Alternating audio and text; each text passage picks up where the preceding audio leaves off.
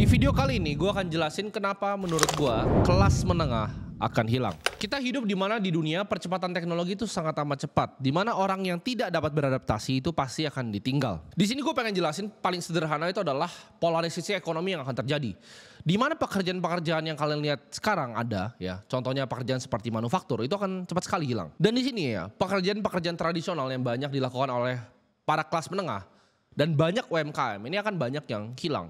Contohnya seperti mungkin toko kelontong nanti kedepannya sudah nggak ada lagi. Manufaktur yang ngelinting rokok itu udah nggak ada lagi manusia. Dan ini akan terjadi sangat amat cepat. Dan ini bisa berdampak kepada tenaga kerja yang berkurang secara signifikan dalam waktu yang sangat singkat. Kalau kalian nggak bisa beradaptasi untuk terus belajar, terus meningkatkan value sebagai manusia, kalian cepat atau lambat akan ditinggalkan oleh teknologi. Di sini gue pengen kasih faktor selanjutnya kenapa menurut gue kelas menengah tuh akan hilang, yaitu biaya hidup yang meningkat. Kayak kita semua tahu ya, barang-barang di sekitar kita itu naiknya sangat amat cepat ya. Dari kebutuhan pokok seperti makanan, pendidikan, kesehatan, ini semua naik dengan sangat cepat. Ini merupakan faktor krusial di mana kalian itu udah nggak bisa lagi ya hidup di zaman sekarang ini jadi manusia yang ibaratnya rata-rata atau biasa-biasa aja. Nah di dunia yang berevolusi sangat cepat ini, kita udah nggak bisa lagi jadi orang yang dibilang rata-rata ya. Kenapa? Karena orang rata-rata ini akan hilang. Antara dia akan dari menengah ini rata-rata ketarik ke bawah atau ketarik ke atas. Dalam 10-20 tahun lagi ya, antara mereka jadi super miskin atau jadi super kaya. Ini lapisan tengah ini akan cepat sekali hilang. Ini gue kasih contoh sederhana ya dari biaya hidup yang meningkat. Ini gue kasih penampakan rumah 1 miliar di Jakarta. Nah kalian lihat di sini, ini adalah rumah 1 miliar di Jakarta.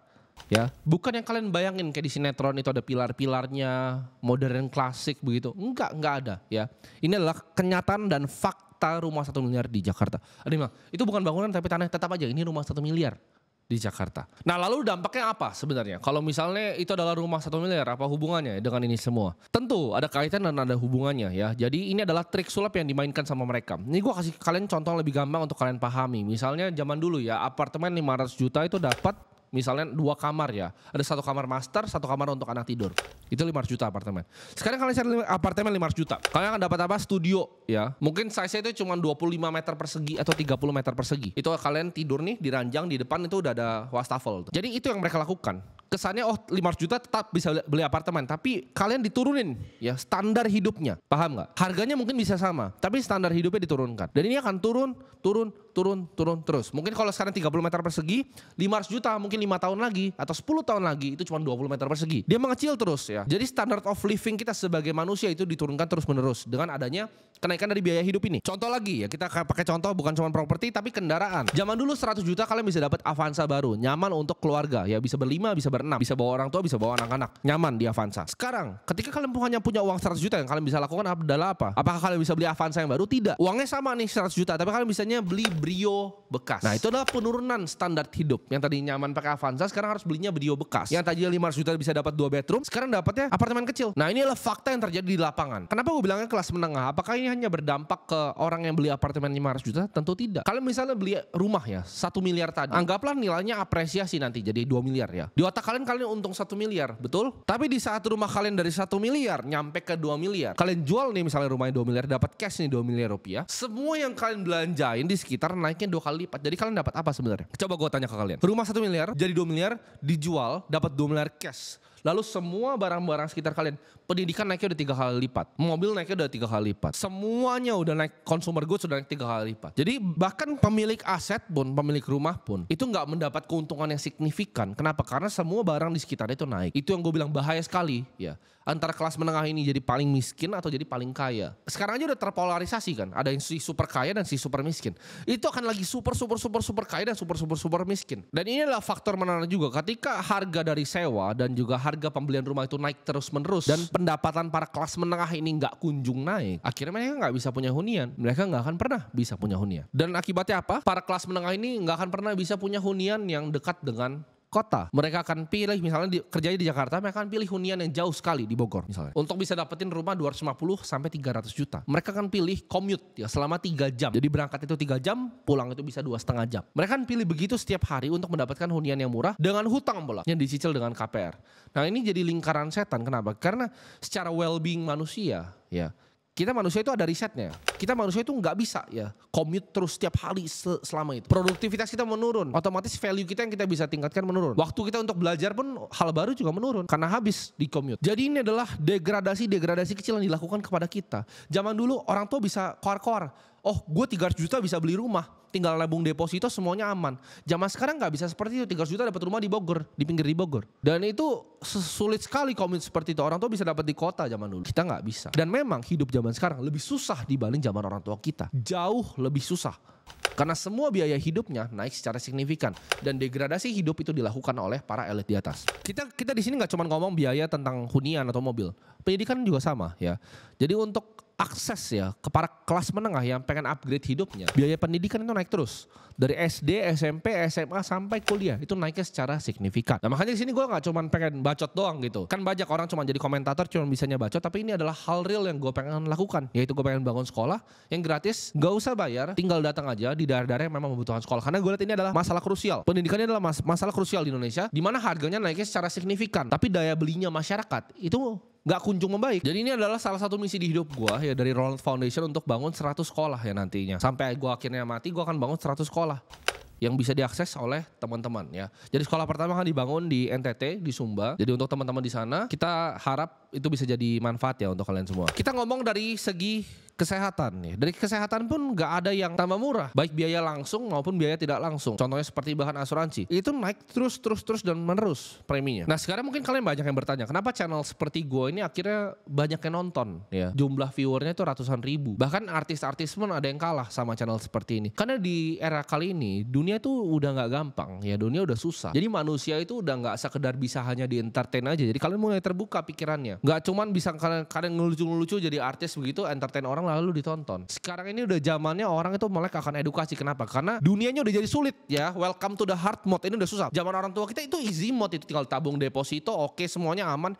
inflasi rendah, cabai nggak naik kayak gila-gilaan, beras nggak naik gila-gilaan, 3 juta dapat rumah gitu. Bisa beli 2 mobil lagi, bisa beli 2 Avanza habis itu. Zaman sekarang nggak bisa bos. Welcome to the hard mode.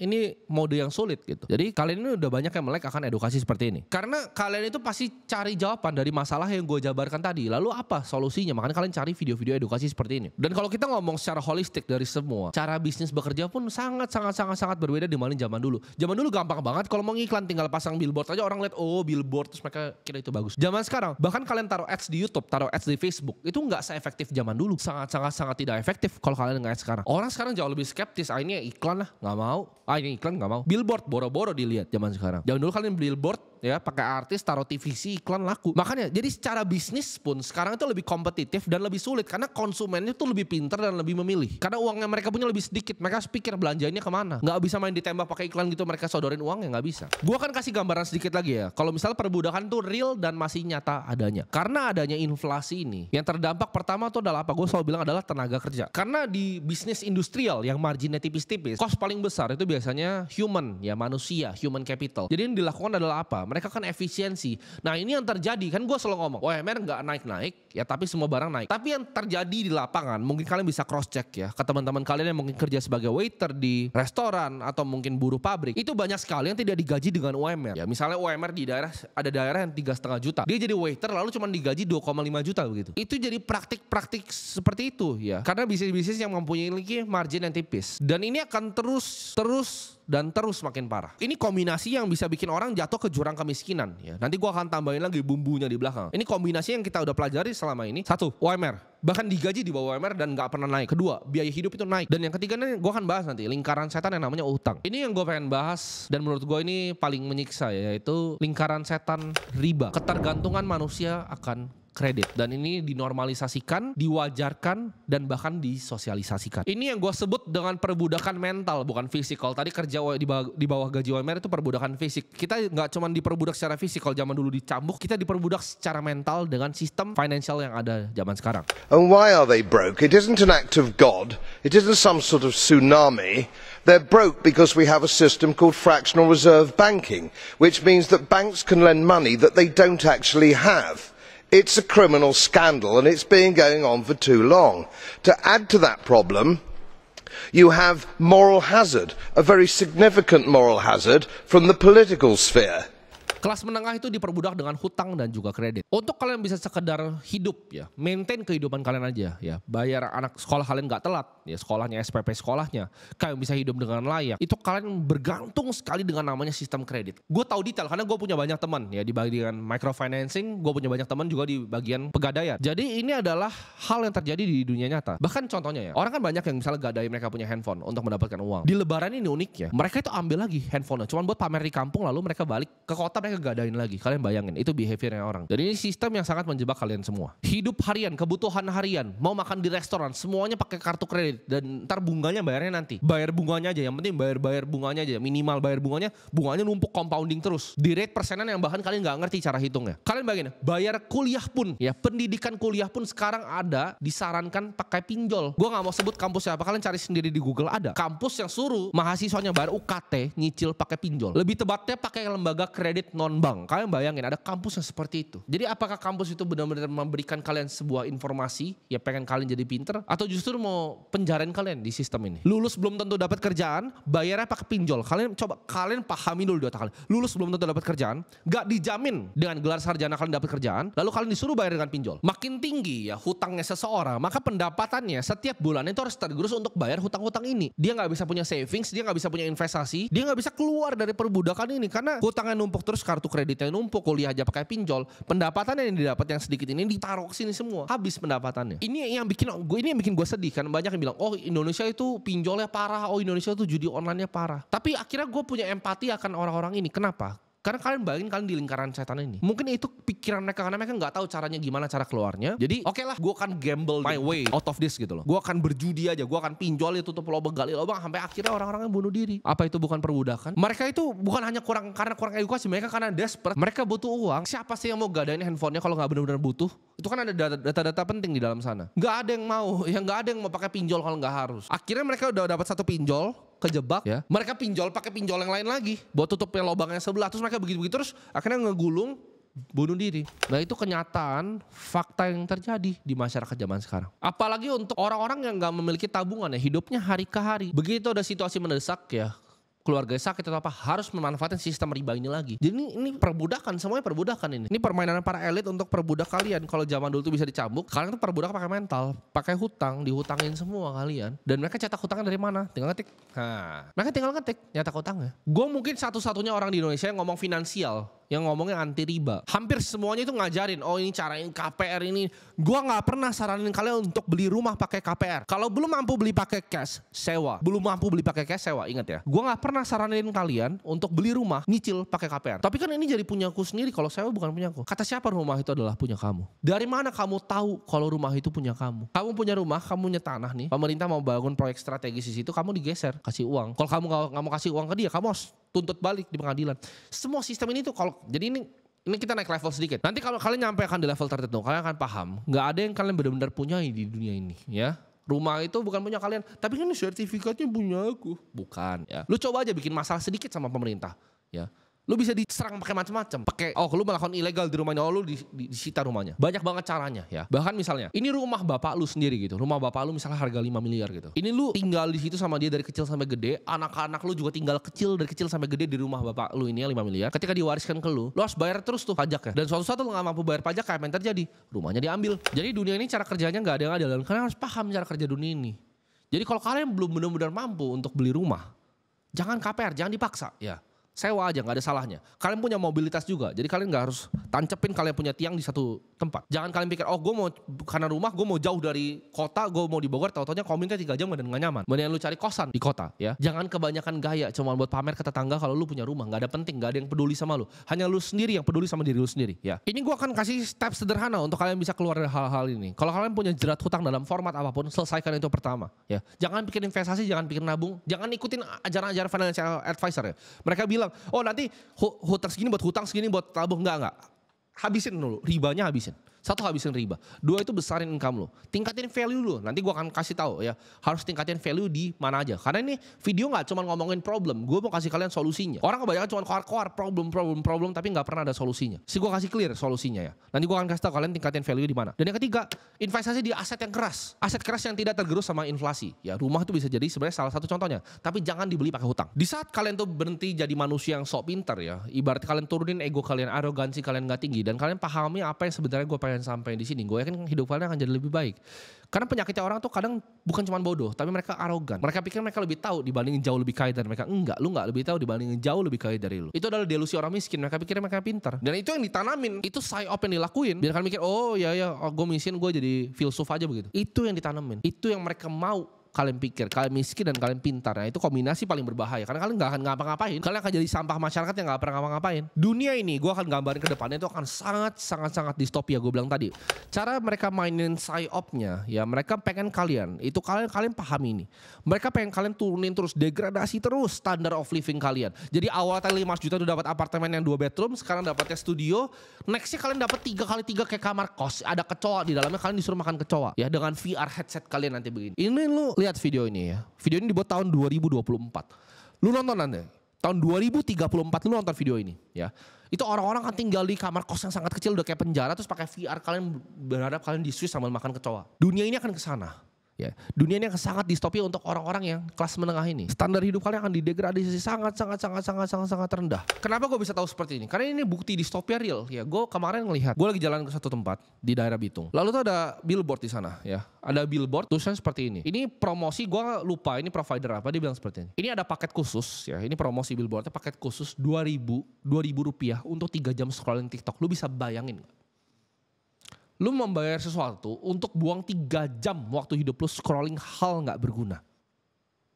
Coba gue kasih paham lagi promonya. Bayar 2.000 rupiah, ya murah. 2.000 rupiah untuk 3 jam scrolling TikTok. Kenapa dia bisa sampai iklanin di billboard gitu? Ada marketnya berarti. Who in the right mind mau buang waktu 3 jam untuk scrolling TikTok dan bayar 2.000? Kalian bisa bayangin gak? Ini yang mereka coba lakukan ke kalian. Kalian dikasih TikTok, dikasih handphone, terus jadi orang bego. Terus nextnya nanti pakai VR gitu. Ini akan tambah parah, percayalah, akan tambah parah standarnya. Kalian harus dari sekarang mulai belajar untuk sadar dan mulai petain hidup kalian. Karena kalau tidak, ya itu solusinya tadi. Kalian akan jadi yang pakai VR headset di kamar 3x3 makanin kecoa. Kalian harus ada api di dalam diri kalian yang sadar bahwa ini bukanlah hidup yang layak untuk dijalankan. Ini bukanlah hidup yang gue mau. Kalian harusnya marah. Ya, marah sama diri kalian sendiri. Kenapa ini realita yang gue akan menujunya ke sini? Dengan hidup gue sekarang, kalian lihat kondisi kalian duduk di mana lagi nonton video ini, kalian lihat sekeliling kalian.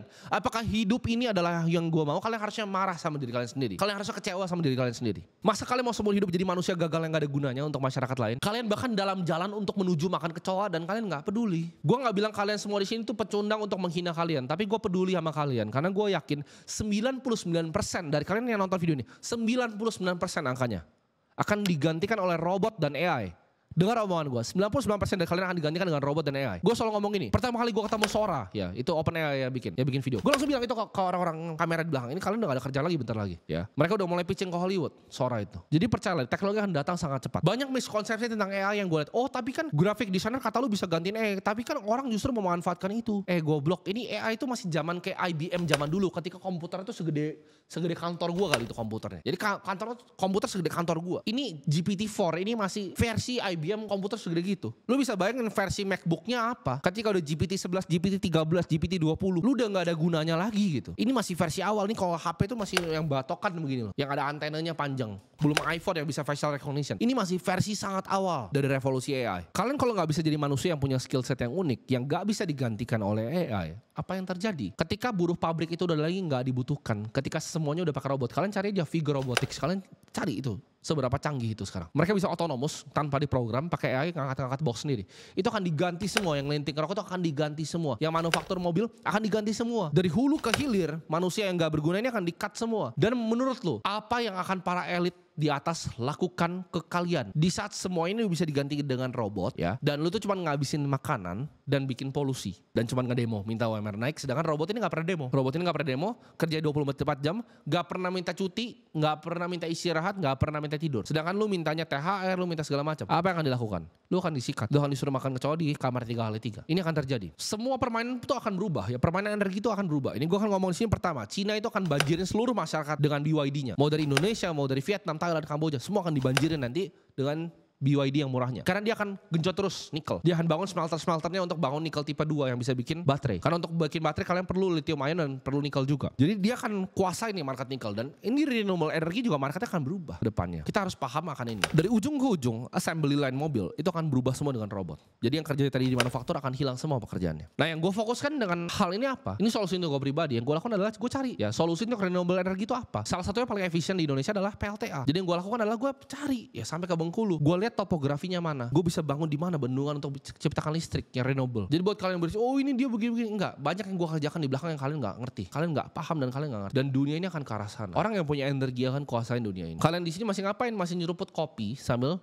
scrolling. Tadi kota 2000 untuk 3 jam cewek joget-joget. Kalau kalian tanya Timothy apa yang kalian lakukan? Ini video ini gue syuting hari Sabtu pagi. Ya, apa yang lo lakukan saat bangun tidur? Kerja. Apa yang lo lakukan sebelum tidur? Kerja. Kerja dan kerja. Karena antara gue itu jadi upper class society tadi dengan manfaatin semua teknologi AI, crypto, renewable energy, atau gue jadi yang paling bawah. Ya gue gak mau jadi yang paling bawah, gue mau jadi yang upper class society dalam waktu 10 tahun lagi. Jadi gue lakukan kerja. Gak ada lagi kerja 12 jam sehari. Kerja gue 16 jam sehari. Gak ada lagi kerja cuma 5 hari ya. Lu tanya orang-orang kerja sama gue, ada liburan gak? Gue gak ada. Mau gue kelihatannya liburan lagi di kapal, gue kerja di handphone. Kerja. Gue melek kerja, sebelum gue merem gue kerja. Kalau kalian masih hidupnya kayak pecundang, gak ada senang-senang. Oh tapi lu kan masih ada itu bang, masih clubbing. Gue clubbing tuh ngelihat ya. Gue ngeliat mana yang potensial lalu gue injek saham di sana. Gak ada yang gue lakukan tuh main-main. Sedikit pun yang gue lakukan itu gak ada yang main-main. Jadi kalian bayangin aja yang tadi gue bilang. Ketika para elit yang di atas ini, yang sangat sedikit ini, melihat kalian yang banyak yang gak berguna ini, kerjanya cuma demo dan ngerusuh. What will they do to you? Kalian renungin ini baik-baik ya. Karena ini penting untuk kalian pahami. Kalian renungin baik-baik. Apa yang akan mereka lakukan ke kalian? Hanya manusia yang punya kapasitas yang lebih untuk bisa survive di dunia yang kejam ini. Nah ini gue akan bocorin ya. Mungkin 4 industri yang kalian bisa pelajari. Jadi untuk kalian bisa jadi manusia yang unik yang gak bisa digantikan adalah kalian punya skill set yang sangat tajam. Skill set yang sangat tajam di satu bidang. Dan gue kasih kalian 4 bidang kalian bisa pelajari. Kalau kalian mau survive ke depannya. Yang pertama udah pasti di bidang AI. Figure out gimana cara kalian bisa manfaatin AI untuk memperbaiki hidup banyak orang. Contohnya sederhana. Kalau kalian bisa manfaatin AI, kalian ngerti cara bikin chatbotnya segala macam. Kalian bisa datang ke perusahaan-perusahaan ya. Perusahaan-perusahaan yang punya tim sales. Kalian bisa rapihin tim salesnya pakai AI. Lebih efisien dibanding orang-orang yang kerja sama mereka. Itu kalian bisa mendapatkan uang yang sangat luar biasa besar. Yang kedua, kalian bisa lihat industri ya. Industri terbarukan dari finance yaitu Web3 ya. Distributed finance, blockchain dan juga crypto. Ini juga industri yang sangat menarik. Ketiga itu biotech ya, longevity. Orang itu mau lihat hidupnya lebih panjang. Ini biotech. Dan keempat di Indonesia adalah renewable energy. Kalian pilih salah satu ya, saran gue. Salah satu dari 4 ini. Kalau kalian misalnya jagonya coding, kalian ngerti machine learning, neural network, kalian ke AI. Kalau kalian tertarik banget sama teknologi, gak ada gabungannya sama finance, kalian bisa kerja di crypto. Kalau kalian tertarik teknologi, ada gabungannya sama biologi, ya kalian suka banget dari kecil tuh suka belajar biologi juga. Kalian suka tentang science ya, kalian mau pelajari tentang vaksin segala macam, kalian bisa ke biotech. Dan terakhir renewable energy ya. Kita lihat baterai, nikel, bikin PLTA yang lebih modern segala macam. Itu bisa jadi target kalian untuk belajar. Industri udah gue jabarin di sini, tapi kesannya susah banget, kayaknya gue nggak bisa. Ya itu memang welcome. Ya, selamat datang di dunia yang kejam ini. Either lu mau belajar atau terserah. Lu mau lanjutin yang lu kerjain aja, lu jadi graphic designer aja sana. 5 tahun lagi hilang semua kalian. Graphic designer satu dunia ini 5 tahun lagi hilang semua. Karena kalian gak bisa lebih kreatif dibanding AI ya. Jadi mending kalian jadi orang di belakang AI-nya dibanding di depan. Yang sekarang katanya mempergunakan AI. Ini gue akan bocorin ya seberapa distopia dunia ini akan ada. Di sini gue mau kasih bocoran lagi sedikit. Seberapa distopia kira-kira dunia ini ya. Bersyukur kalian yang sekarang masih bisa travel ya pakai pesawat. Kedepannya akan sangat-sangat sulit untuk kalian pakai pesawat. Kenapa? Karena mereka akan mainkan yang namanya carbon credit. Ini gue sharing karena gue udah pelajarin dan gue juga sempat cari-cari tentang industrinya ya. Jadi tahun 2021 ya, peraturan pemerintah tahun 98 itu meregulasi tentang yang namanya carbon credit. Nah, carbon credit ini akan dimanfaatkan untuk melawan kalian nantinya ya. Jadi kalau sekarang tuh masih dipakai bursa karbon tuh untuk perusahaan-perusahaan besar. Jadi kalau kalian punya hutan, reboisasi dan lain-lain, kalian bisa offset ke orang-orang yang ngeluarin carbon credit. Ngeluarin karbon gitu ya. Jadi ibaratnya simpel lagi nih, perusahaan yang rusak lingkungan itu di offset sama orang-orang yang punya hutan. Sederhana, hutan, sawah, atau hal-hal yang hijau. Dengan carbon offset ini bisa beli emisi karbon ibaratnya untuk nutupin mereka punya pengeluaran karbon. Di sini kalian lihat masa depan ya. Dalam 10 sampai 20 tahun lagi, kalian akan lihat bahwa kalian secara individual akan dibatasin pengeluaran karbonnya, ya. Jadi orang kaya itu bisa punya hutan nanti, ya bisa dia beli, bisa di carbon offset. Sedangkan kalian nggak bisa. Kalian cuma bisa tanam pohon kecil kalian tuh di apartemen kalian dan nggak bisa naik pesawat. Oh ini kalian nggak boleh keluarin karbon sini. Kalian nggak offset karbonnya. Akan sampai separah itu dunia ini. Ya, dan ini kan semua dikontrol. Kenapa juga dibanjirin tadi? Agendanya apa mau dibanjirin listrik seperti itu? Kalau di Cina kalian datang ke Chongqing semuanya udah listrik. Kenapa begitu di Cina? Mau macam-macam kalian satu tombol. Berhenti mobil kalian, ya, nggak bisa kabur. Jadi dunia ini makin dikontrol, ya, makin distopia, makin sulit ke depannya, makin kompetitif dan orang-orang makin pintar juga. Fokus di 4 industri tadi yang gue kasih. Dan ini gue pengen tutup video yang ini, ya, dengan kata-kata dari Plato. Tidak ada orang yang lebih dibenci dibanding dia yang mengutarakan tentang kebenaran. Dan gue nggak pernah takut untuk mengutarakan kebenaran untuk kalian. Karena kenapa? Gue jujur, gue nggak pengen ngeliat kalian tadi di kamar 3x3 makan kecoa. Mau kalian semua di sini yang nonton video kali ini bisa dapat hidup yang lebih baik. Dan gue keras di sini bukan karena gue benci kalian, tapi gue peduli sama kalian.